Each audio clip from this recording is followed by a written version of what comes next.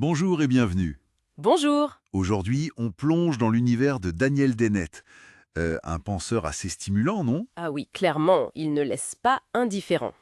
On va regarder ses grandes idées sur l'évolution, la conscience, Et la liberté aussi, hmm, en s'appuyant sur ses livres clés comme Darwin est-il dangereux ou La conscience expliquée. c'est ça.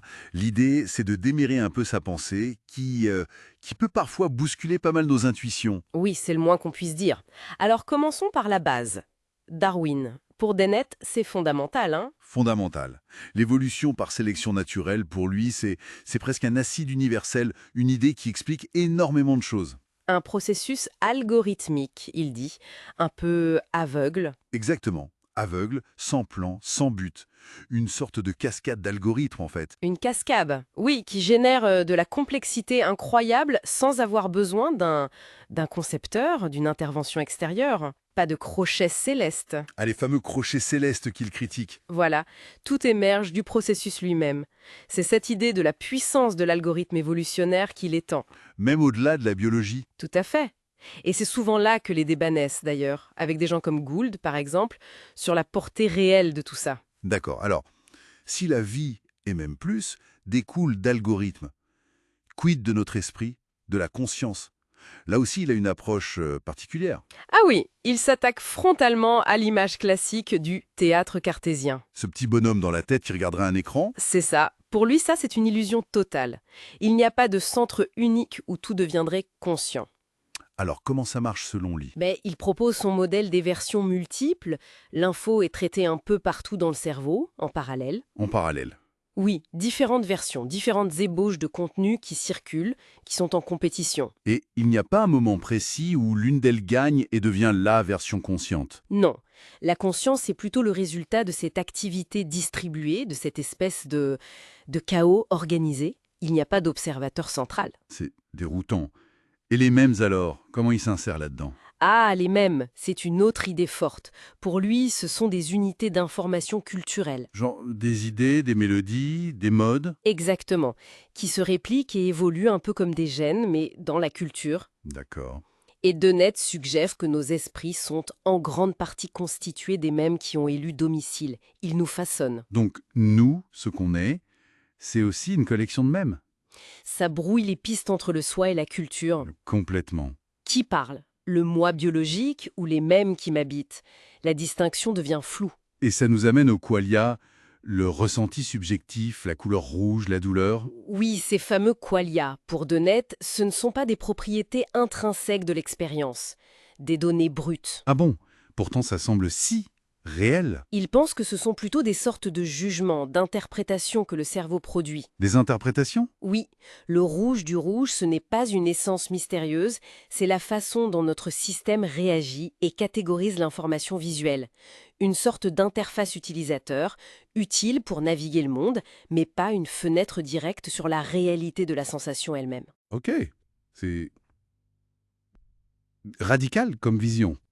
Alors, si on est le produit d'algorithmes biologiques et de mèmes culturels, la question qui tue est le libre arbitre. Ah, la grande question. Dennett est compatibiliste. C'est-à-dire qu'il pense que liberté et déterminisme peuvent coexister. Exactement. Il soutient que la liberté qui compte vraiment, Laquelle? la capacité de réfléchir, de planifier, d'agir selon nos raisons, de nous contrôler, cette liberté-là est parfaitement compatible avec un univers où les lois physiques sont déterministes. Mais comment? Si tout est déterminé. Parce que cette liberté n'est pas une sorte de pouvoir magique de violer les lois physiques, c'est une compétence complexe qui a évolué. Une compétence? Oui, particulièrement chez l'humain, grâce au langage, à la culture. Ça nous permet d'anticiper, de délibérer, d'évaluer les conséquences. C'est ça la liberté pertinente pour lui. Pas besoin d'un déterminisme quantique ou autre. Et les expériences comme celle de Libet, qui montre une activité cérébrale avant qu'on ait conscience de décider, ça ne gêne pas? Pas vraiment. Pour lui, ça montre juste que la conscience n'est pas toujours l'initiatrice première de l'action. Ah! Elle peut jouer un rôle de contrôle, de veto, d'intégration, de rationalisation après coup peut-être. L'action est un processus qui se déroule dans le temps, impliquant différentes étapes, pas juste un fiat conscient instantané. Je vois. C'est plus complexe que « je décide consciemment, donc j'agis ». Beaucoup plus.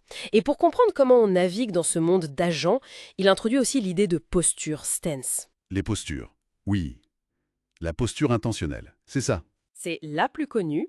Pour comprendre ou prédire ce que va faire un système complexe, un humain, un animal, même un ordinateur parfois, on adopte une stratégie bayésienne. On fait comme s'il avait des croyances, des désirs, et qu'il agissait rationnellement en fonction. Et ça marche. Incroyablement bien. C'est un outil prédictif très puissant.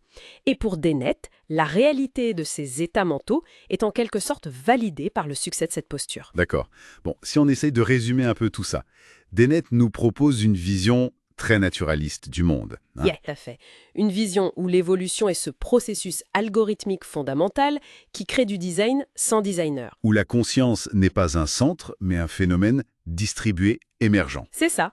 Et où la liberté est une capacité réelle, une compétence évoluée qui s'inscrit dans les lois de la physique. Et nos esprits sont ce mélange fascinant de biologie. Et de culture, de même, qui nous colonisent et nous façonnent. Bon, c'est une exploration rapide, mais ça donne une bonne idée de sa pensée. Oui, et peut-être une dernière petite chose pour la route, une question qui découle un peu de tout ça. Je t'écoute. Si notre sentiment le plus profond d'être un moi, un agent unifié, libre, est en partie une construction, une sorte d'illusion utile, façonnée par ces processus algorithmiques, biologiques, culturels, qu'on ne maîtrise pas entièrement, qu'est-ce que ça change à notre conception de la responsabilité personnelle? Ou même de la quête d'authenticité? Quelle est notre marge de manœuvre réelle face à tout ça? Excellente question pour conclure.